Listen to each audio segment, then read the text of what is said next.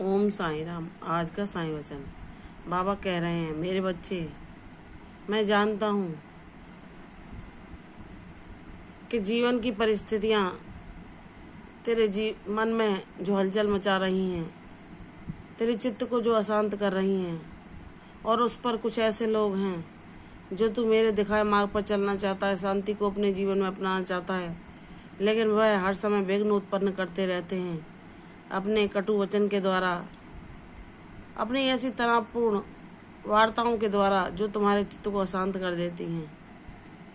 वह अपने कार्यकलापों के द्वारा तुम्हें यह दिखाना चाहते हैं कि वह तुमसे बहुत श्रेष्ठ हैं, बहुत उच्च हैं, उनके जीवन में बहुत सुख संपन्नता है, ताकि तुम उनके प्रति ईर्ष्या का भाव रखकर कुंठित होकर अपने जीवन में दुखी हो जाओ। लेकिन मेरे बच्चे, यह तुम्हारी भक्ति की परीक्षा है कि तुम्हें किसी से भी प्रभावित नहीं होना, किसी के विचार के द्वारा कभी अपने मन को अशांत नहीं करना कि कौन तुम्हें क्या दिखाकर तुम्हारे मन में दुख उत्पन्न करना चाह रहा है। तुम जाने दो, यह उनका कर्म है, वो जाने और ईश्वर जाने।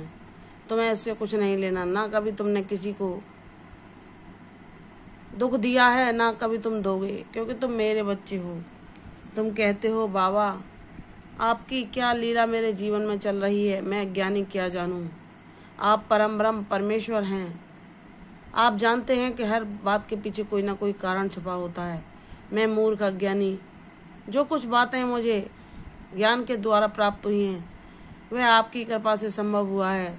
जब मैंने स्वयं को अकेला पाया, चिंता भय में डूब गया, मैंने सोचा कोई मेरा साथी नहीं है, और उस समय मैंने जो बेचैनी अनुभव की, जो व्याकुलता अनुभव की कि मैं अपने कष्ट किसको सुनाऊं, मैंने स्वयं को दुखी और कमजोर समझा। लेकिन मेरे बाबा, आपने उस पल भी मेरे सिर पर वो ममता भरा स्पर्श मुझे प्रदान किया। वह पिता सा स्नेह मुझ पर लौटाया कि मैं तेरे साथ हूँ, दुनिया तेरा साथ दे या ना दे, कोई तुझे अपना समझे या ना समझे, कोई तेरी भोले दिल को, तेरी पवित्र ऊर्जा को समझ पाए या ना समझ पाए, तू जितना सीधा सरल भोला मेरा बच्चा है, तेरा बाबा तुझसे विशेष प्रेम करता है। उसके लिए तू अनमोल है, और वह तुझे जो बातें सिखाता है, अगर तू उसके अनुसार अपने जीवन में आचरण करता है, किसी के कर्मों से प्रभावित न होकर सदैव सत्कर्म करता है, और जो तेरा बुरा चाहते हैं उनके साथ भी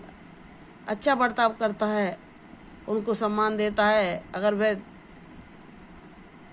तुमसे बड़ी हैं आयु में और तुम उनके आयु के अनुसार उनका महत्व जानते हो, उन्हें सम्मान देते हो, चाहे वह तुम्हारे साथ कोई भी बर्ताव करें, कोई भी ईर्ष्या का भाव रखें, या तुम्हें अपने से श्रेष्ठ समझते हुए वह तुमसे ईर्ष्या करें, लेकिन तुम उनके लिए भी बाबा से सद्बुद्धि ही मांगते हो। मेरे बच्चे, तुम्हारा यह विशेष गुण जो तुम्हें दुख प्रदान करते हैं, उनके लिए भी सद्बुद्धि मांगना तुम्हें सबसे अलग बनाता है, तुम्हें सबसे अनोखा बनाता है। तुम्हारा चित्त सरलता से भरा हुआ है, तुम सबके लिए दया और करुणा रखते हो, सबके प्रति सेवा भाव है तुम्हारे हृदय में। तुम सबको सुख पहुंचाने की जो भावना है वह आजकल अधिकांशतः लोगों में नहीं है। कुछ ही मेरे विशेष बच्चे होते हैं जिनको मैं यह गुण प्रदान करता हूँ। नहीं तो आज की दुनिया में लोग इतने स्वार्थी हो गए हैं कि अपने सुख के लिए अगर उन्हें दूसरों को दुख भी देना पड़े तो वो पीछे नहीं हटते। और तुम मेरे वो बच्चे हो जो दूसरों को सुखी करने के लिए अपनी तनिक भी परवाह नहीं करते कि तुम्हें तुम्हारे शरीर को जो परिश्रम के बाद आराम चाहिए वह मिला या नहीं, लेकिन तुम दूसरों की सेवा में निरंतर लगे रहते हो। तुम सबको सुख पहुंचाना चाहते हो, सबके लिए अच्छा ही चाहते हो, लेकिन वह लोग उन बातों को समझ ही नहीं पाते, तुम्हारे भाव को वह जान ही नहीं पाते। लेकिन तुम्हारा वह भाव जो सबके लिए संभाव से तुम सेवा और प्रेम दया का भाव रखते हो, वह मुझ तक पहुंचता है मेरे बच्चे, क्योंकि सभी जीवों में आत्मा के रूप में तो मैं ही वास करता हूँ।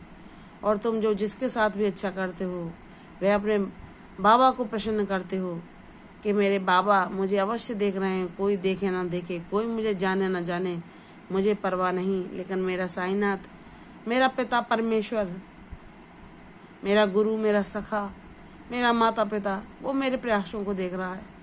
वह मेरे हृदय को जानता है कि मेरा हृदय कितना पवित्र है, या मैं किस भाव को रखता हूँ किसी के लिए। मेरा मन कितना साफ है या नहीं मेरे बाबा जानते हैं। मुझे किसी को बताने और सिद्ध करने की आवश्यकता नहीं। बस मुझे अपने बाबा के दिखाए मार्ग पर ऐसे ही चलते रहना है। अपने आप को इस लायक बनाना है कि मैं उनका ज्ञान ग्रहण कर सकूं और दूसरों को भी जो अपने जीवन में निराश हैं, अपने कर्म फलों को भोग रहे हैं, उनको भी मैं बाबा की भक्ति से जोड़कर उनके जीवन को भी प्रकाशवान बना सकूं। मैं सिर्फ अपने साईं से इतना ही चाहती हूँ कि हे मेरे बाबा, मुझे इस काबिल बनाना कि मेरा ये जीवन सफल हो जाए, मेरा ये जन्म लेना सार्थक हो। जो ईश्वर के बच्चे होते हैं वह सदैव संसार में मानवता फैलाते हैं, मानवता को ही सच्ची सेवा बताते हैं और हर जीव को प्रसन्न करने के लिए जो कुछ भी उनसे बनता है वह सेवा धर्म अवश्य करते हैं। मेरे बाबा, मेरा ये सेवा धर्म बहुत बड़े, मुझे ऐसी मार्ग पर चलाना जहाँ कर्मों को करते हुए मुझे सदैव परम शांति सुकून का एहसास हो।